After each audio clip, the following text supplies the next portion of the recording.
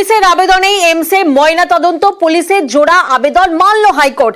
ACJM এর উপস্থিতিতে ময়না তদন্তের আবেদন পুলিশের।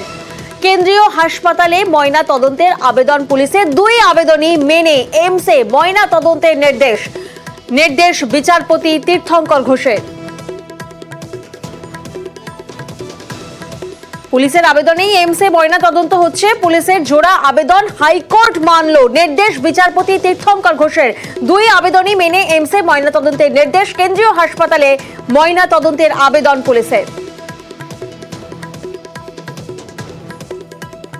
আমরা মাননীয় ক্যালকাটা হাইকোর্টে একটা ফাইলিং করি এই দুটো মেইন ইস্যুতে।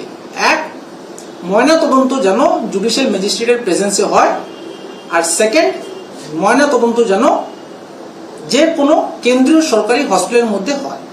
তো ক্যালকাটা হাইকোর্ট ইনার দুটো অর্ডার দিয়েছেন, যেটাতে কালকে আগামীকাল 11:45-এ আমাদের কল্যাণী এমস অথবা ওখানে যে জেএনএম যে হসপিটাল আছে ওখানে ময়না তদন্ত হবে। এই ময়না তদন্ত হবে জুডিশিয়াল ম্যাজিস্ট্রেটের প্রেজেন্সে। তার মানে মূলত যে দুটো দাবি ভিকটিমের বাবা ওনার ফ্যামিলি পুলিশকে যে দুটো দাবি করেছিলেন, এই দুটো দাবি নিয়ে আমরা নিজে হাইকোর্টে মুভ করে মাননীয় বিচারপতি আমাদের পক্ষে রায় দিয়ে আমরা এটাতে এগোবো। আজকে এমস কল্যাণীকে বলা হয়েছে আগামীকাল পোস্টমর্টম করতে। এমস কল্যাণীর যদি নেসেসারি ইনফ্রাস্ট্রাকচার এখনো অবধি ডেভেলপ না হয় পোস্টমর্টম করার, তাহলে এমস কল্যাণীর থেকে অত্যন্ত নিকটে জেএনএম বলে একটি হসপিটাল আছে, সেই জেএনএম হসপিটালের সমস্ত ফেসিলিটি এমস কল্যাণীর এন্টায়ার টিমটাকে দেওয়া হবে। সেখানে রাজ্যের কেউ থাকতে পারবে না, শুধু ইনফ্রাস্ট্রাকচারটা ইউজ করার জন্য এমস কল্যাণীর থেকে জেএনএম হসপিটালে যাবে। মেয়েটির বাবা মাকেও সেখানে মানে প্রেজেন্ট থাকার জন্য কোর্ট লিবার্টি দিয়েছে আর কি। মঙ্গলবার দিনকে কমপ্লায়েন্স রিপোর্ট ফাইল করতে হবে। অবশ্যই ভিডিওগ্রাফি তো হবেই, ভিডিওগ্রাফি করতেই হবে, আর জুডিশিয়াল ম্যাজিস্ট্রেটের প্রেজেন্সেই থাকবে। বারুইপুরের জুডিশিয়াল ম্যাজিস্ট্রেটকে ডিরেকশন দেওয়া হয়েছে যাতে তিনি প্রেজেন্ট থাকেন যখন পোস্টমর্টমটি হবে। এটা যা হয়েছে এটা আমরা সন্তুষ্ট, রায় যা দিয়েছে। মানে দেহটা দেখে যে বোঝা যায় কেন পক্সো আইনে মামলা হলো না, পুলিশের পদক্ষেপ নিয়ে প্রশ্ন তুলেছেন বিচারপতি। আপনাদের অভিযোগটাই মান্যতা পেল, কি বলবেন? হ্যাঁ, এটাই ঠিকই প্রশ্ন তুলেছে, এটাই ওখান থেকে গাফলতি করেছিল। থানার সিসিটিভি যদি সামনে আসে অনেক কিছু পরিষ্কার হয়ে যাবে। অবশ্যই। বিচার কোনো জাদু নয়, আরজিকর কুলতলির আবহে কড়া পর্যবেক্ষণ বিচারপতি তীর্থঙ্কর ঘোষের। বিচার কোনো জাদু নয় বলে মন্তব্য করেন বিচারপতি। আদালত তথ্য প্রমাণের উপর নির্ভরশীল মন্তব্য করেন বিচারপতি। শুধু দাবির ভিত্তিতে শাস্তি সম্ভব নয় বলেও মন্তব্য করেন বিচারপতি। কুলতলি শুনানিতে মন্তব্য করেন বিচারপতি।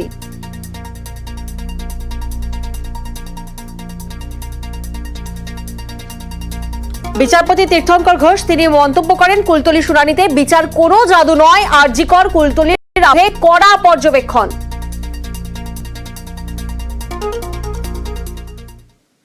কুলতলির নাবালিকাকে যৌন নির্যাতন করে খুনের অভিযোগ, আর এই নিয়ে শনিবারের পর রবিবারও উত্তপ্ত কুলতলি জয়নগর। বিচারের দাবিতে মিছিল, স্থানীয়দের আসরে নেমেছে বিজেপিও। তারা কুলতলি থানার সামনে বিক্ষোভ দেখায়।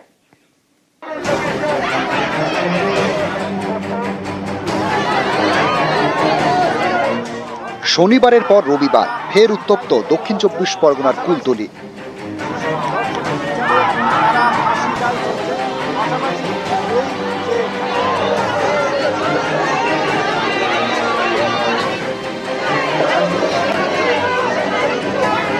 নাবালিকাকে যৌন নির্যাতন করে খুনের অভিযোগ, বিচারের দাবিতে বিক্ষোভ। রবিবার দুপুরে কুলতলির গরানকাঠি মোড়ে বিক্ষোভ দেখান স্থানীয়রা। রাস্তা অবরোধ করে চলে বিক্ষোভ। গ্রামবাসীদের বিক্ষোভে এদিনও গরম হয়ে ওঠে কুলতলি। আমরা চাই ধর্ষণ বিচার হবে না, আইন বিচার করতে পারবে না। আজকে 1.5 মাস হচ্ছে একটা বিচার হয়ে উঠছে না। কবার হাইকোর্টের বিচার ক্যান্সেল হলো, এই ধর্ষণ তুলে দিয়ে আমাদের হাতে আমরা বিচার করে নেবো। আমরা ফাঁসি চাই, আমরা চাই না আইন বিচার করুক, বিচার আমরা করবো। এর আগে উত্তপ্ত হয়ে ওঠে কুলতলি থানা এলাকা। থানার সামনে অবস্থান বিক্ষোভে বসে বিজেপি। অবস্থান তুলতে গেলে পুলিশের সঙ্গে বিজেপি কর্মীদের বচসা বাঁধে, হয় ধস্তাধস্তি। বিক্ষোভকারীদের ছত্রভঙ্গ করতে লাঠিচার্জ করে পুলিশ।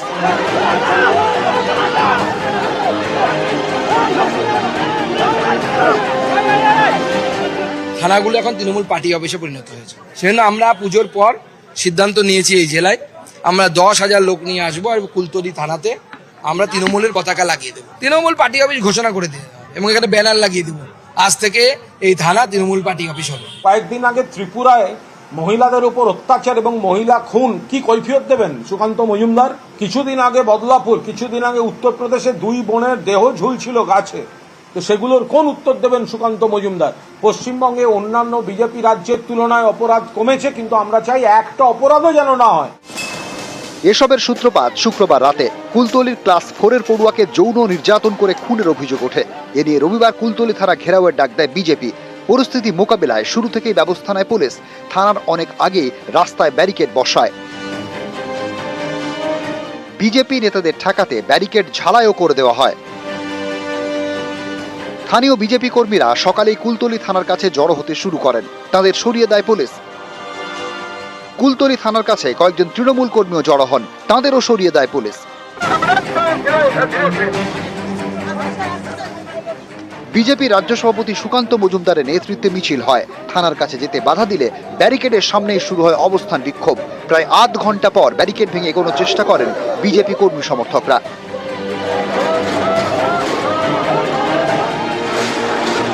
পুলিশ বাধা দিলে পরিস্থিতি উত্তপ্ত হয়।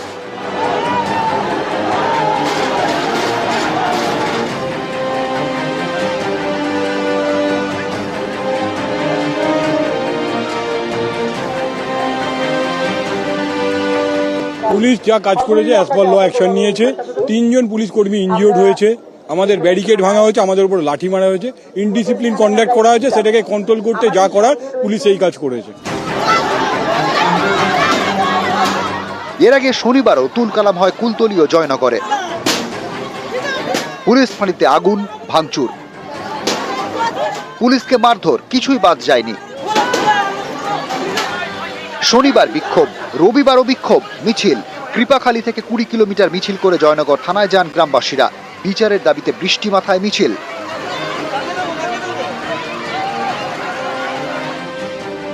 শনিবার উত্তপ্ত হয় জয়নগর থানার মহিষমারি বাজার এলাকা। রবিবার সেই মহিষমারি বাজার বেশ থমথমে, কিছু দোকানপাট খুলেছে। এলাকায় মোতায়েন করা হয়েছে পুলিশ। নিহত নাবালিকার গ্রামে এখনো আতঙ্ক। স্থানীয়দের মনে তীব্র ক্ষোভ, তারা বিচারের দাবিতে সরব। অবশ্যই আতঙ্ক আছে, আর সুস্থ বিচারটা চাই।